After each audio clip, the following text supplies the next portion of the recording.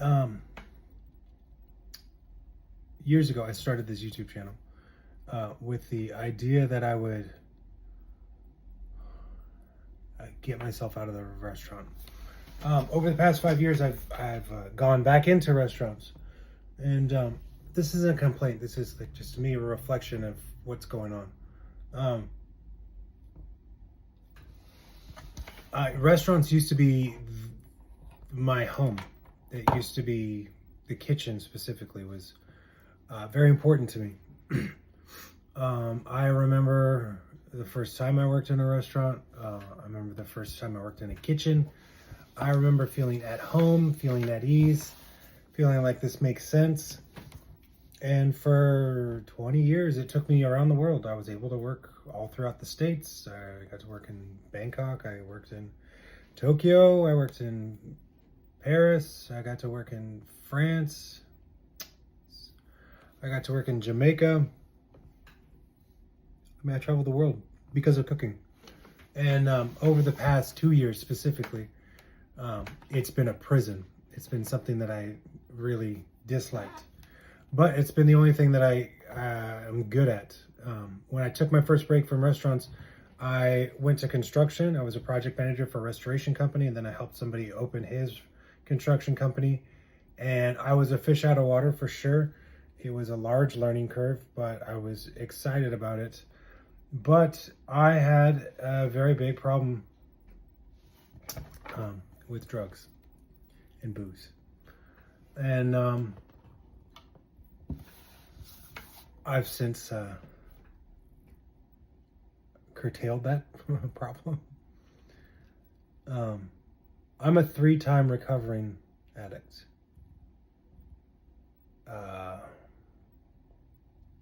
first time I went sober, I was 20 by choice.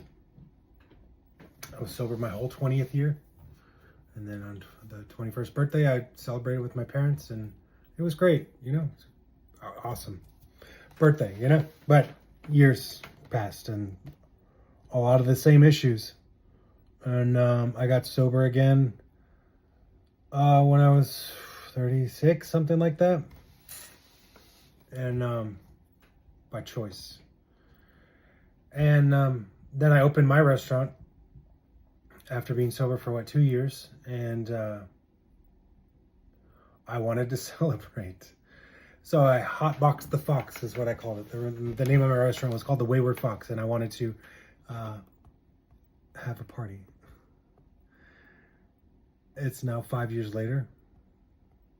Six was 2019. 6 years later, and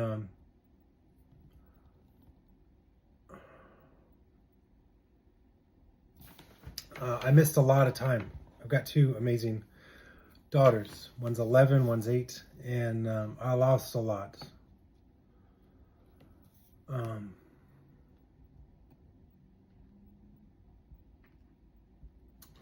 Yeah.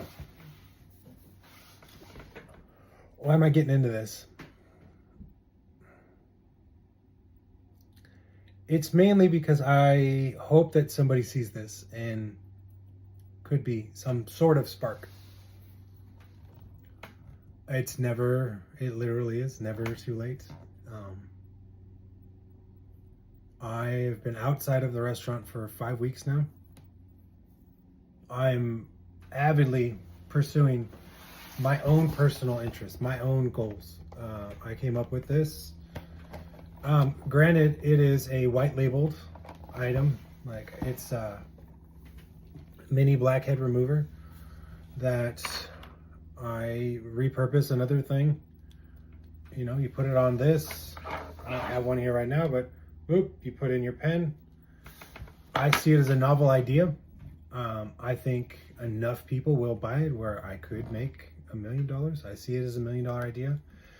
I also have Freddy the Farting Fox kids book that I wrote. I've also got the way that I stopped smoking. I'm a creative, like I have ideas all the time. And what I'm trying to get into is that I know what it's like to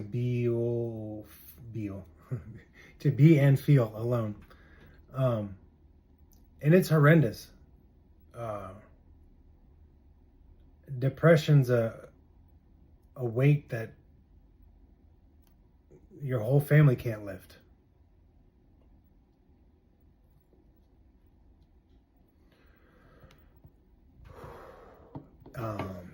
Over the past 5 weeks, the first week I slept. My last restaurant that I was at, it was not a good place. I cooked breakfast, lunch, and dinner. The owner, I cooked, served, took the orders, clean it. It was bad. I didn't go outside for days at a time. I also ended up staying upstairs at the restaurant. So it was literal. I mean, it was a prison cell for me. It really was. The first week I slept when I came out. I talk about it as if I was in jail. The second week I said it's time to get moving. Let's make some small steps. I told myself to go outside because I didn't want to get sucked back in that depression, because for the past year I've been very depressed. And I mean, I said it before, but depression is when the blanket's too heavy. And I'm a big firm believer on habits beget habits. And so a depressed person will continue to be depressed. A person in motion will be in motion. So the second week, it was just mental gymnastics. And the reason I'm bringing up the 3 times sober is I know this stuff. I know my triggers. I know my habits. I know how to get myself out of it. But there's times where we don't want to hear it. We just want to wallow in our depression. And I told myself, my children are enough. I love them so much that I would get sober for them. I love them so much that I would stop smoking. I do love them so much that I'll do anything, like literally anything. And the third week, I told myself you have to be outside for 2 hours every day. Minimum, you have to be outside for 2 hours every day. And you need an hour of exercise. That 2 can be that 1. Or that 1 can be in that 2. And I started working on Freddy the Farting Fox. And I'm not the best with graphic design. I'll do a separate one about that. I know this is a long rant. Yeah. Third week, I made Freddy the Farting Fox.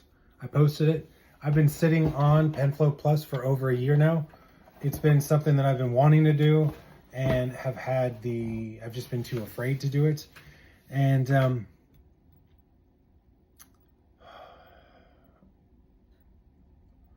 I'm stuck in, not the middle, but like the beginning of entrepreneurship. I was afraid to take the leap. I have since taken the leap. FreddyTheFartingFox.com. I have a PDF, a soft copy. I also lived in Thailand for 4 years, so I made one of the PDFs into Thai. So the action's there.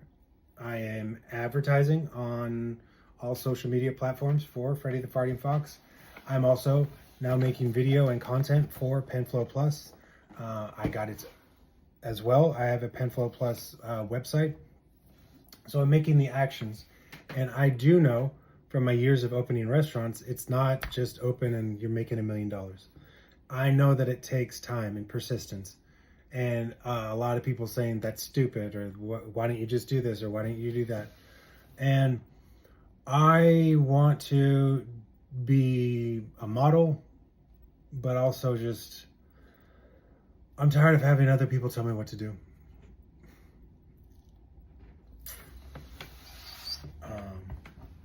I like me, and I like my ideas,